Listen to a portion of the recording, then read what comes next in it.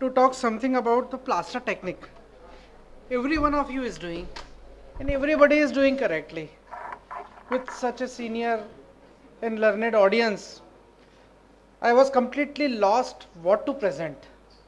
Then I started thinking the way the patient comes to us, and the patient has been treated somewhere else, and they come to us for the follow-up.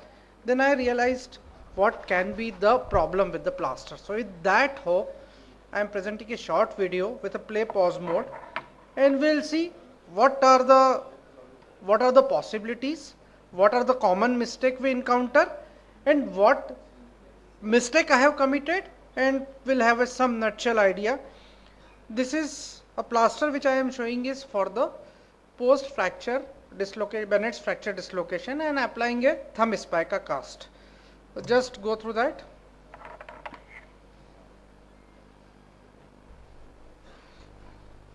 The patient has been 5-day post-op percutaneous K-wire fixation for the Bennett dislocation has been done.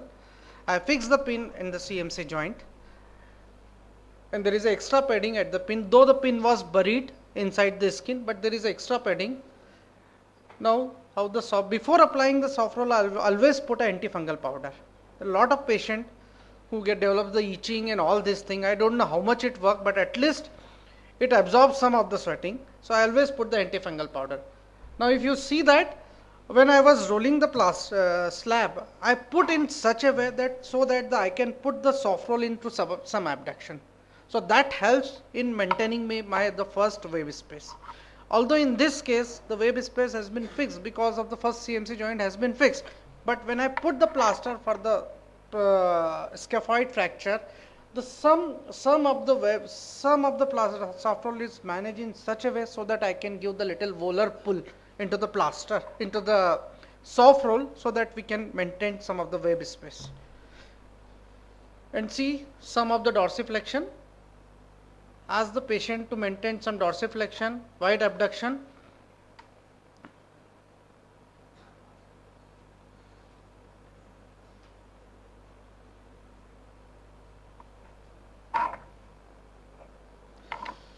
Again for the postgraduate, when I put the plaster into the water, make sure all the bubbles has stopped coming. That is the time where your plaster is sufficiently soaked. Then even if I want to put the synthetic cast, I put first layer of the plaster of Paris so that I get a adequate molding. Once I apply this, I put a adequate molding over all the contours of the hand, the thinner eminence, wrist, hypothinner eminence, and all this. The most important thing in the putting the thumb spica plaster is, don't, especially when you are doing the Bennett's, don't try to hyperextend the MCP joint of the thumb. It is the most non-forgiving joint. If you put into the hyperextension, and if it goes into the hyperextension contracture or extension, even 5 to 10 degree of extension contracture of the MCP joint, I have made the mistake, and it is very difficult to correct by physiotherapy. So whenever you are doing it, just make sure you give a little of 5 to 10 degree of flexion at the MCP joint. And once I have molded it up, then you should be very careful what should be the extent of the plaster.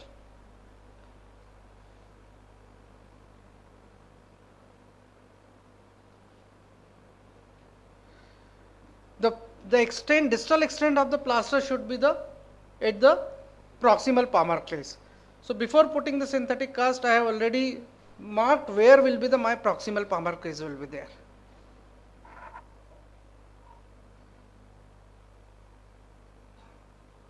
So that the patient is able to freely flex the MCP joint. Again, keeping the MCP joint in extension is not forgiving, because the metacarpophalangeal collateral ligaments are lax into extension, and the metacarpophalangeal joint collateral ligaments are taut into the flexion. If you completely keep the joint in the MCP joint in extension, it goes into the extension contracture, which is the lesser in the length of the collateral ligament, and correction of that contraction is again very difficult.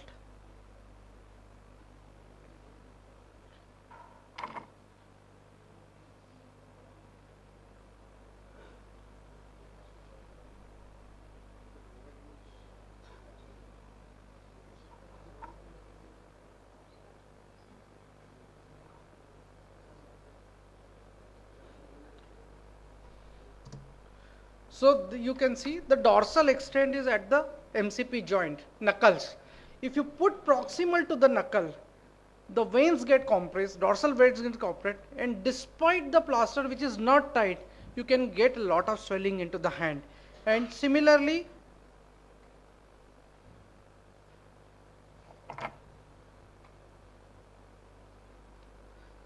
see the good wide first wave space, a good dorsal MCP joint extension, and patient is having a complete 90-degree flexion of the MCP joint. I think these are the some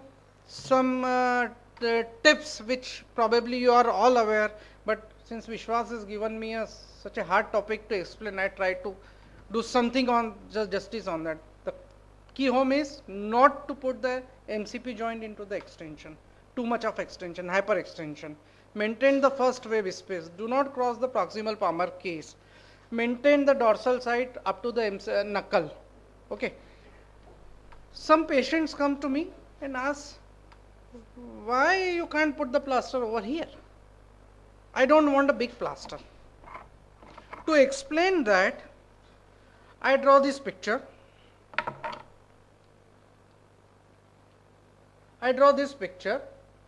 Suppose this is the length of the forearm, and the micro motion of suppose 20-degree joint, 20-degree of motion has to come, and if you have a shorter plaster, only 2 centimeter of displacement will give the 20-degree of motion at the fracture site. And the same thing, the plaster length has been increased to the proximal forearm, 6 centimeter of displacement will give only 20-degree of angulation at the fracture site. So longer the lever arm, the lesser is the motion at the fracture site where you want to imply. So don't fall into the trap that okay, we'll put a small. I have seen lot of scaphoid cost lying like this. This is not the correct. Plus, there is a more play between the skin and the plaster. The chances of getting plaster sores are more with the smaller plaster with the margin, because of large angulation and more of irritation. The chances of getting skin sores are more with the small plaster.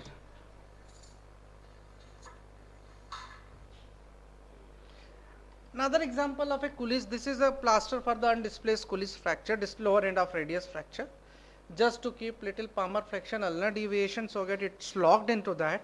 And what problem I see in many times the patient come to us, what problem of that? So the plaster has been applied, nicely molded, and after the plaster application, before anything, I always use the hair dryer to make it dry fast, so that once the patient go out of the clinic, he is not having a very loose plaster because of dampened environment. So use the hair dryer. And now this plaster has been put somewhere. Suppose this plaster has been put, I have wrongly made the plaster, so that understand that the patient is having a movement at the MCP joint very little, 10 to 20 degree, and the patient is happy, okay, plaster haath chal raha hai barabar. Now the too much distal extension of the proximal extension of the plaster is causing the irritation of skin at the elbow, and terminal flexion is being restricted, and the thumb is not getting fully abducted because of the plaster margin. So you need to correct all this thing. You cut the plaster to the proximal palmar crease, you free the first CMC joint so that thumb can get abducted, and you cut from the semilunar way so that the elbow can be flexed completely. Now just see what are the changes.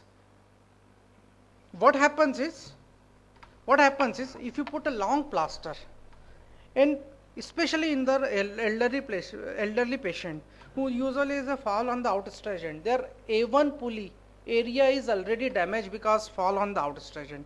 There lot of patients are having a subclinical trigger finger, grade 1 trigger finger, and at the edge of the plaster you are asking the patient to make it fit, make a fist. So every time the first MCP joint is being stuck by the end of the plaster. So by the 6th week their fingers got stiff, first because of stiffness of MCP joint, second because of irritation of MCP joint A1 pulley area, And we more and more we try to extend it, patient can't do anything. Go to therapy, patient is not doing therapy, patient is functional. And lot of time when I received the patient like this, putting an injection in the first A1 pulley area gives a lot of relief, lot of motion starts immediately. So consider this can be a problem because of long extent of the plaster distally.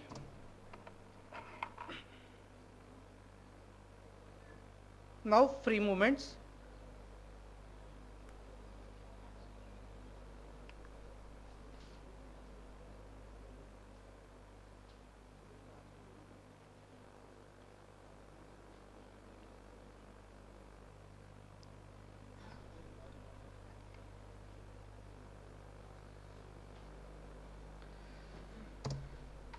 This is example of putting a plaster slab. I won't say plaster, it's a plaster slab in undisplaced metacarpal fracture. Again, we need to maintain the metacarpal arch, which is dorsally like this. MCP joint in around 70 to 80 degree of 60 to 70 degree of flexion, so that the collateral ligaments are stabilized in a straight maximum long position, where the stiffness, if occur, will be in a functional position.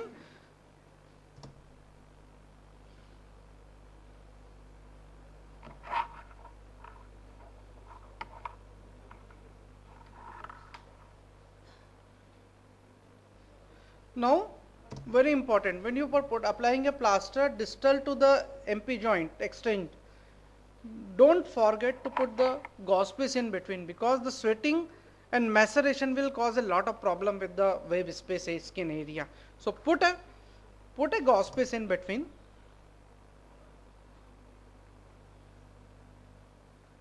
And once you apply the soft roll, you need to have a dorsal block slab in that position. So before applying the dorsal block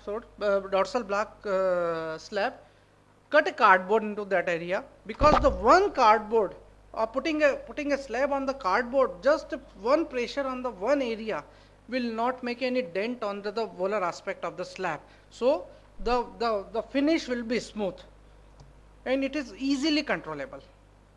It's beneficial. Once I put the slab partially, I'll just hold, putting a little pressure over the cardboard with the slab to maintain into the 70 degree position.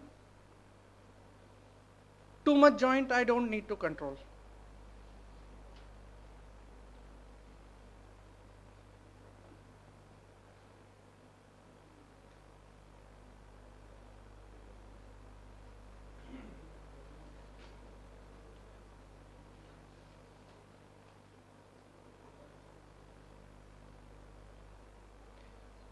And this dorsal has been completed. Now I want to stabilize the PIP joint. We have stabilized the PIP joint like this with a volar slab. Now I can just take out the cardboard, which has given a uniform dorsal contour, and fold the soft roll or cotton pad till the head of the proximal phalanx. What happens is, if the PIP joint goes into the slightest of the flexion contracture, again it is a non-rewarding, very difficult to correct. So, so fold that soft roll or cotton pad to the head of the PIP joint. On that 2 or 1 centimeter or half centimeter thickness, it can act as a good lever, and PIP joint can extend fully like this.